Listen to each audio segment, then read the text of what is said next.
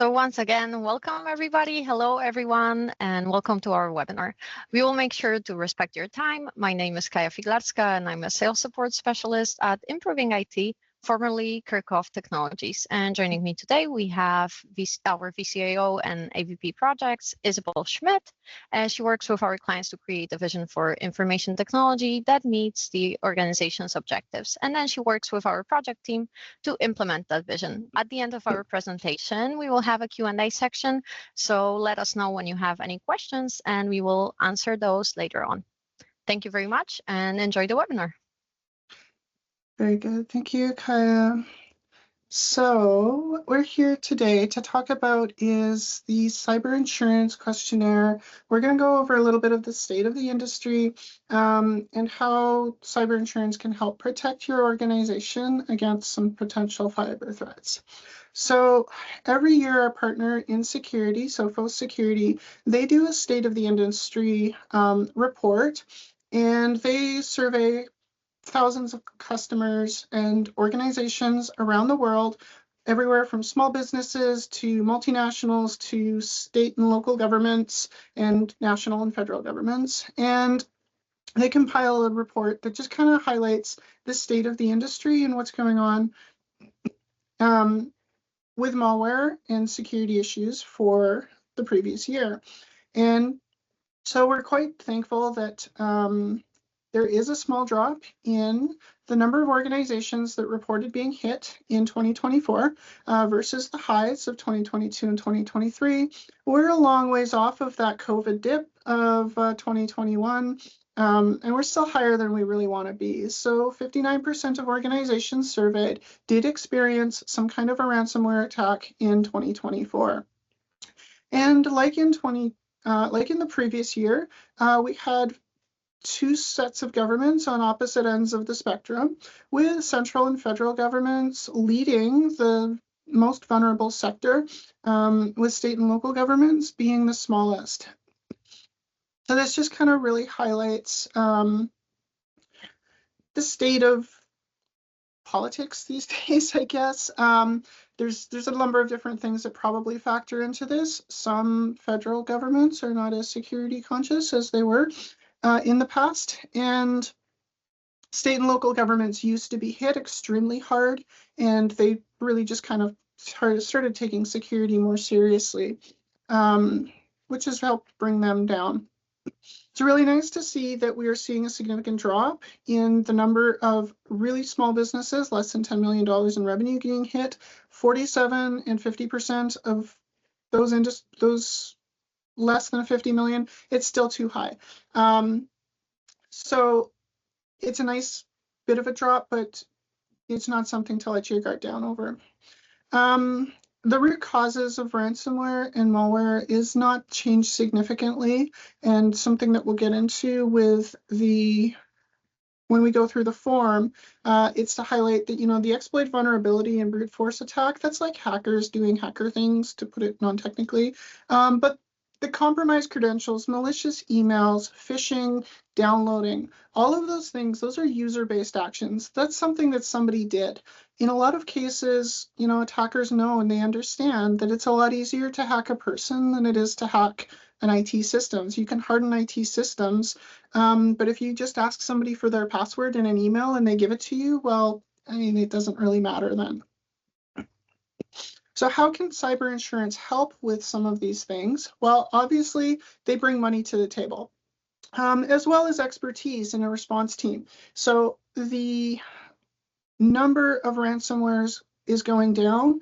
Cost of ransomwares is skyrocketing. So this is the average, the mean average recovery costs in 2024 jumped significantly to just shy of $2.75 million in total costs of recovery. So this is not just paying the ransom. This is ransomware costs if they exist. This is loss of business. This is loss of reputation. This is, credit monitoring and breach notifications and things like that. If you had user data that was compromised, the total cost of recovery is very high. And of course, this includes very, small, easy to recover environments that might be, $100,000, $200,000. all the way up to, if everybody remembers, something like the London drugs attack from the previous year, where they had to shut down all of their stores in Western Canada for a week. The costs of a ransomware like that, of course, are massive. But across the board, the averaging, we're hitting $2.73 million in 2024 to recover from a ransomware attack.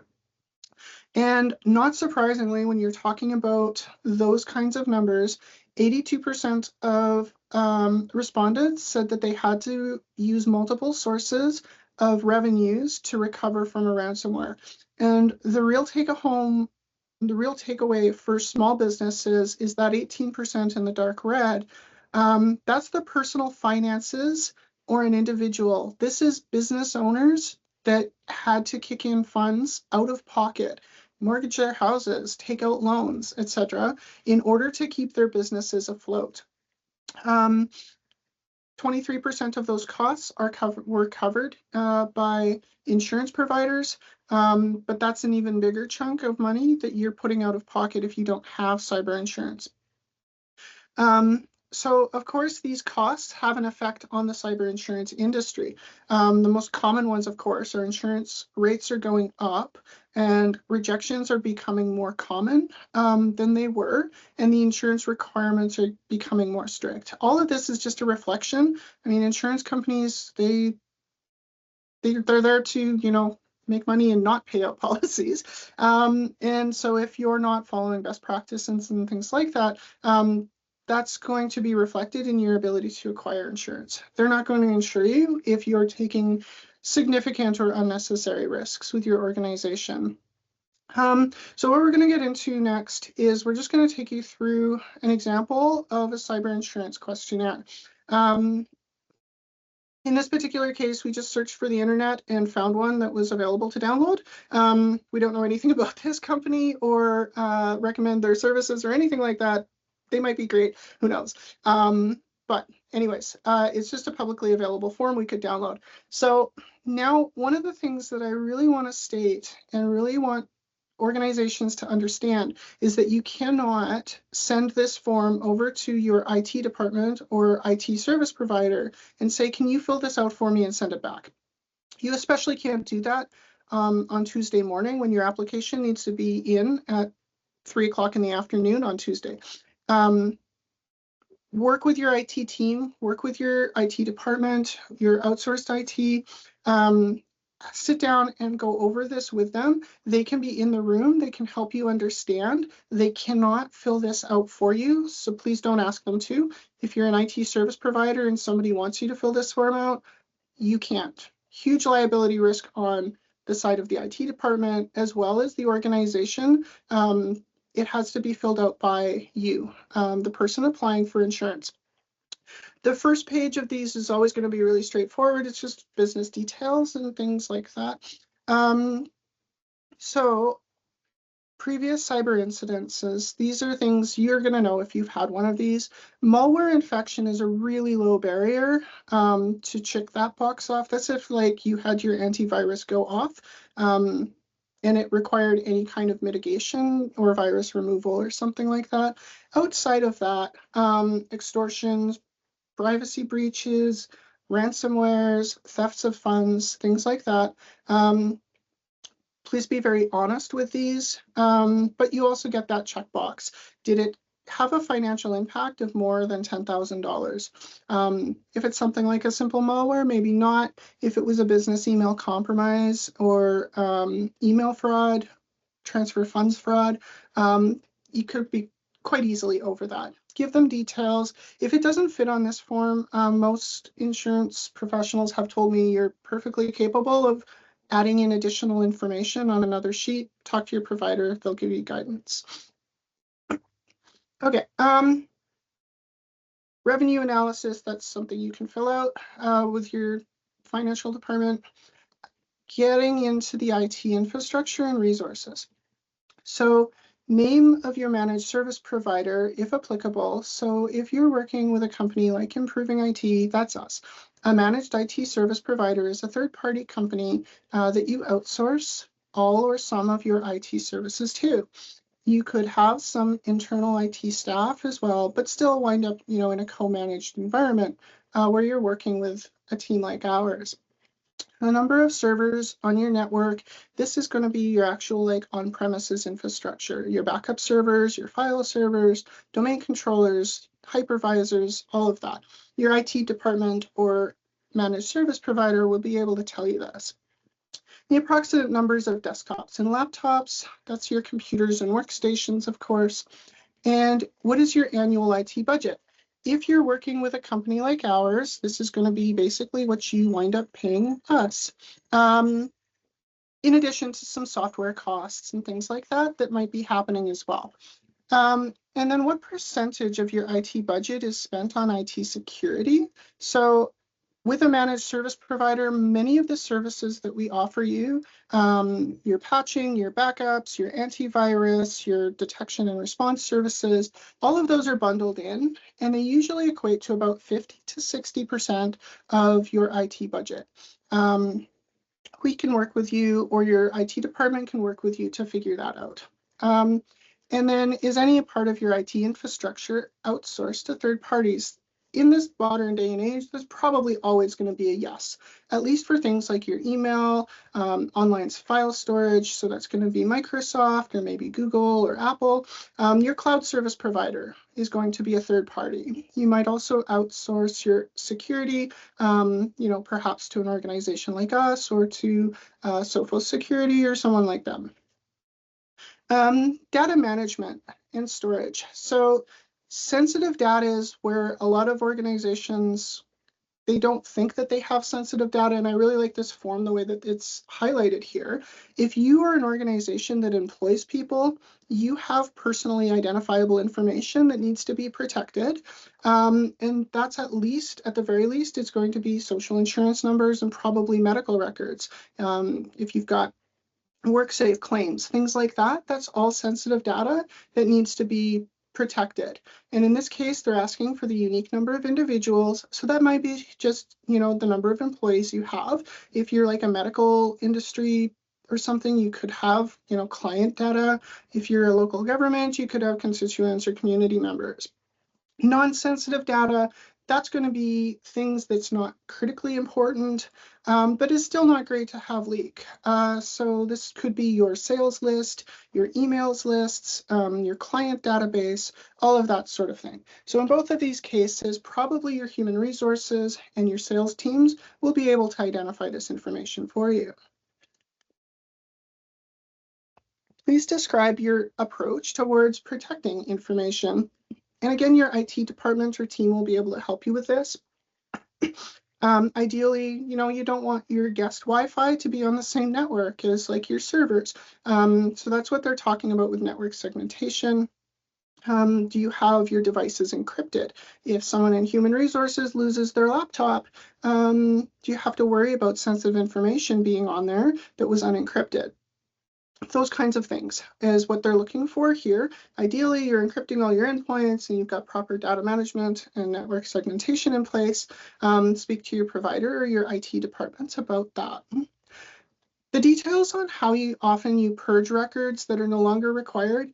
So many times when we help organizations with this, they don't have any policy around this, and you really should develop one.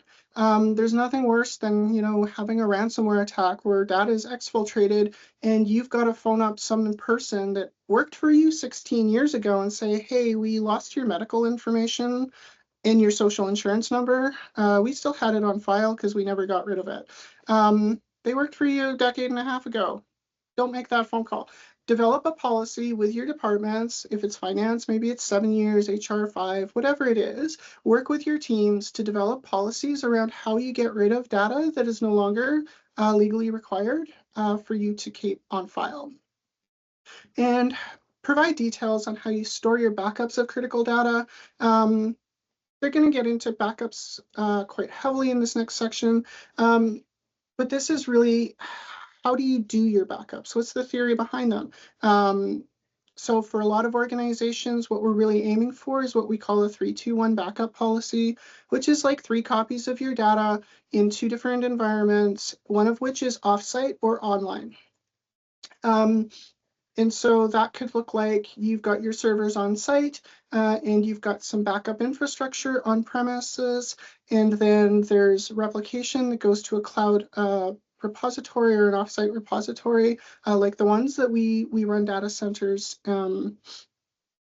or we manage data centers that are in Calgary and Ottawa and Montreal, for example, and that's where offsite backups go. So it's geo-redundant and it's completely disconnected from any of the client network. Please provide details on the frequency of your backups. So ideally, you're backing up your stuff at least daily, if not many critical systems, at least hourly. And so they're just looking for what kind of backups you're doing. And if you're able to, your IT provider can provide that for you. And how do you secure those backups? Are they disconnected? Do they use multi-factor authentication to log into them and access them from cloud backups? If you've got your QuickBooks data on your desktop and you're using, some cloud backup system where it's just sending it to some random location and you're not using multi-factor authentication on that, if somebody attacks your laptop or your desktop computer, gains access to that, and they can access the backups without using multi-factor authentication directly from the device that's got the data on it, that's not a good scenario. So you're definitely going to want to make sure that you're using a properly managed backup system. And providing details on how you test your backups.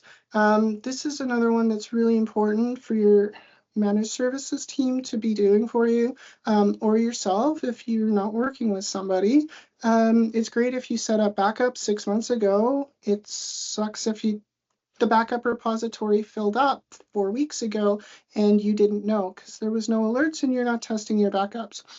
An organization like with us, with our clients, backups are monitored on a daily basis and they're tested on a monthly basis, where we do a restore from those cloud environments to make sure that not only is your backup safe and secured in that offsite, but we can get it back up and running if we need to.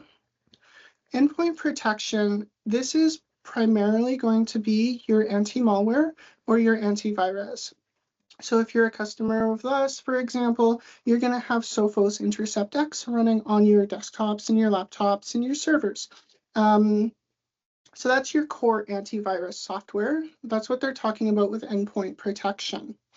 In addition to endpoint protection, there's services called endpoint detection and response. So EDR services, they detect not just like a virus alert or something like that, but other malicious activity, on your network that could be an indication of compromise of your environment. You can get EDR services that you manage yourself, but you really don't want that. You really want your EDI provider to also be providing the monitoring services. So for example, this could be Sophos Managed Detection and Response, gets put on all of your servers. And Sophos Security is watching that software 24/7, 365 to look for signs of indicating a compromise inside of your network. So you can have your malware protection, like your antivirus, being managed by a company like Improving IT, but if it's 3 o'clock in the morning on Christmas Eve, is somebody going to be able to respond to that alert fast enough to shut down an attack on your network? That's what an EDR service and provider does for you.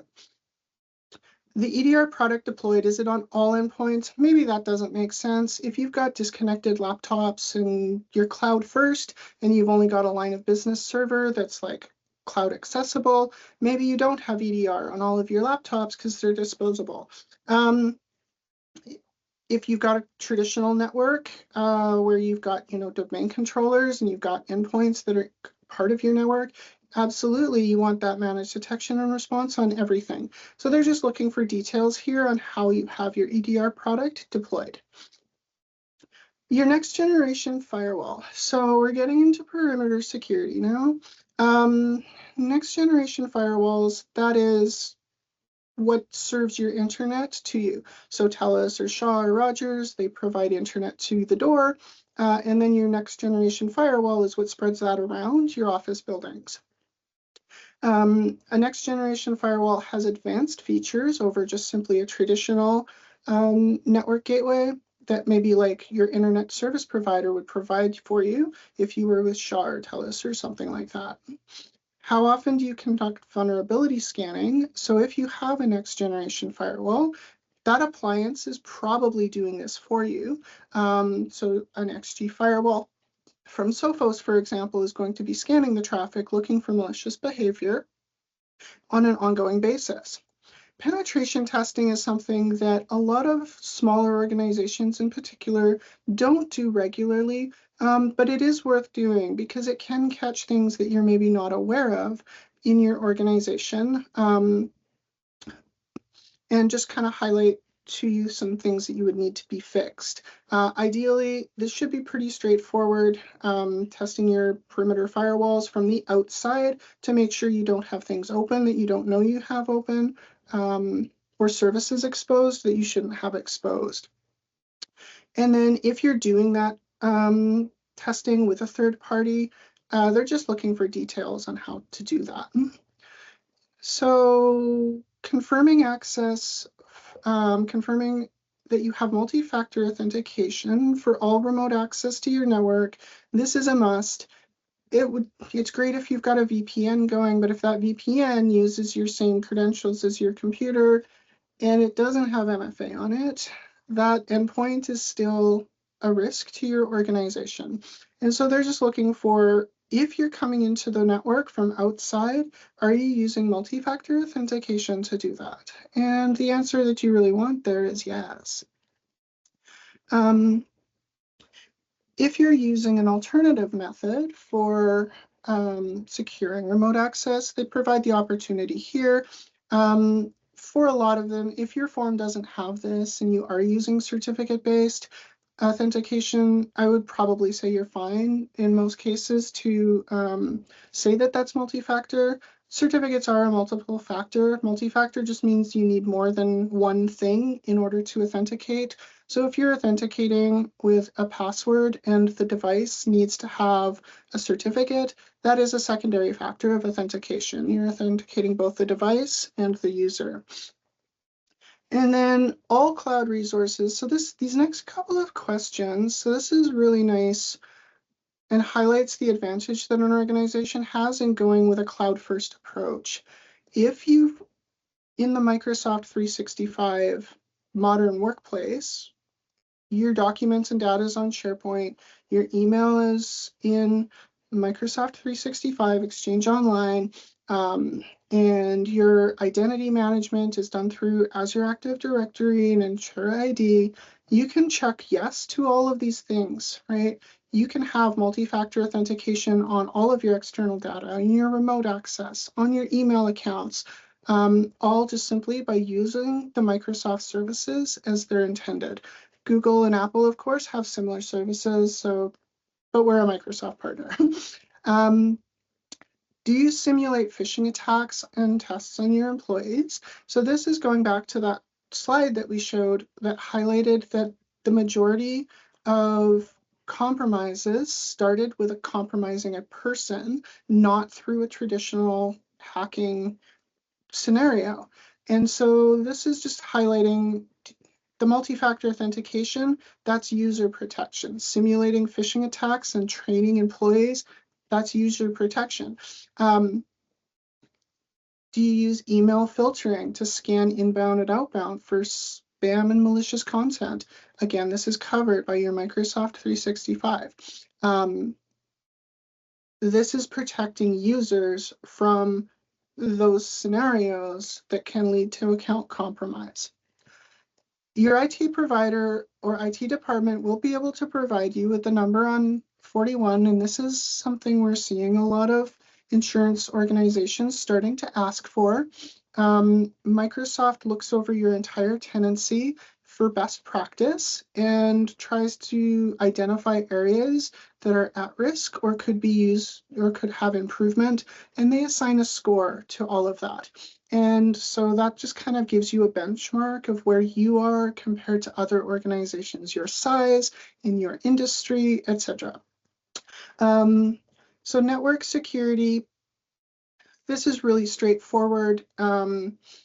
How do people log into your network? How do people log into your stuff? Are you using any kind of monitoring service for the quote unquote impossible login? So if you log into your email in Vancouver at 2 o'clock in the morning or in the afternoon, and 45 minutes later, somebody logs into your email from Zimbabwe, is somebody going to get an alert? Because that can't actually be you in both locations. So this is looking for things like that, as well as how you're protecting your accounts. And do non-IT users have local admin rights? Your users have their own job to do. They don't need to be managing software on their laptops and desktops. They should not be running around with administrative rights on their computers. And then do you use the network monitoring solution? And again, this can be provided by that next generation firewall we talked about earlier. Please provide details on whether or not you have a Security Operations Center, a SOC.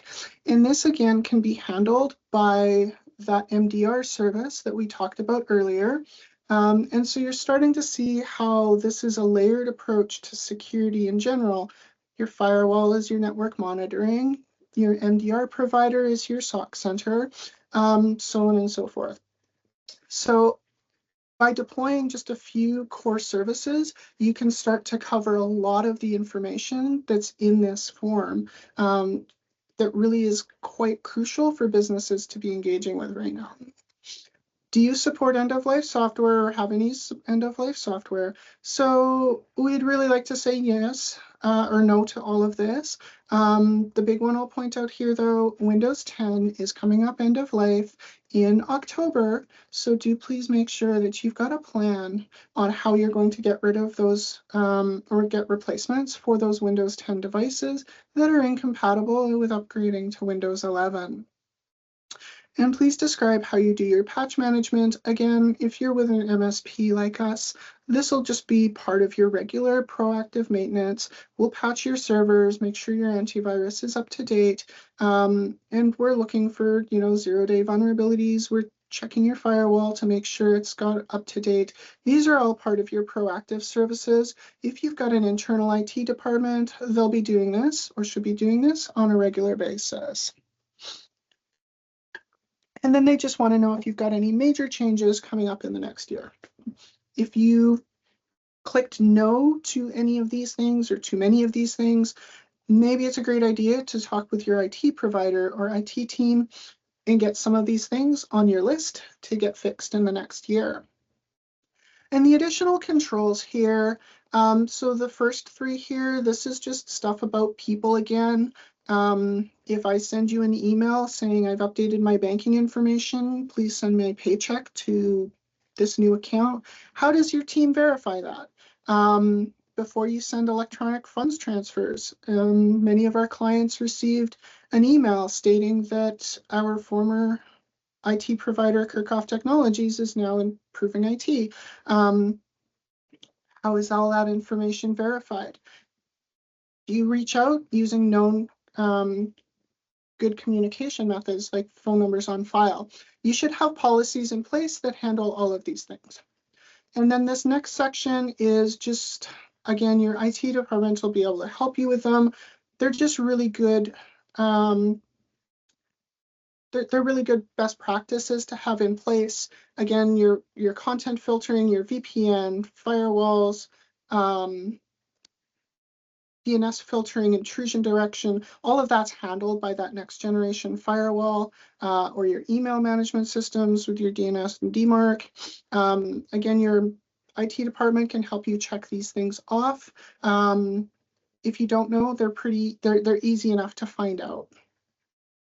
And then just the names of any software that you use to do those things. So that could just simply be the name of your Sophos antivirus and XG firewall. And then whatever it is that you're applying for that. So really quick overview, that's the kind of information that they're looking for. If you're not an IT professional, it might seem overwhelming, but that's what organizations like Improving IT are here for.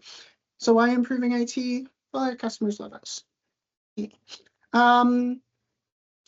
There's a great quote by Ruth and Naomi's, a local nonprofit and community working organization that we work quite closely with. Where to start if you don't work with an IT service provider, don't hesitate, reach out. We'll do an initial consultation and we can go over where you're at and what you would need to bring yourself up to best practice that allows you to qualify for cyber insurance.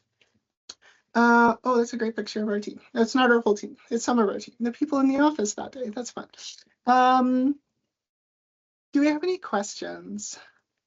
No, we really don't. So if you have any other information, feel free to share it. Otherwise, we are already a minute over. We are a minute over. So we're going to move along then. Our next webinar is going to be on task management with Microsoft To Do and Planner. That'll be at the end of April. Same time, always at 11 o'clock. Kai's just posted a link to the registration there, so don't hesitate to sign up. If you've got any questions about qualifying for cyber insurance, you need help with a form, don't hesitate to reach out. You can send us an email, hello@improvingit.ca. Find us online, improvingit.ca. Give us a phone call. Follow us on LinkedIn. We post newsletters, we post announcements, invites to webinars like this one. And I'm a people person, so reach out and connect with me on LinkedIn. I'd love to hear from you. And with that, have a great afternoon and stay safe out there. Thank you very much.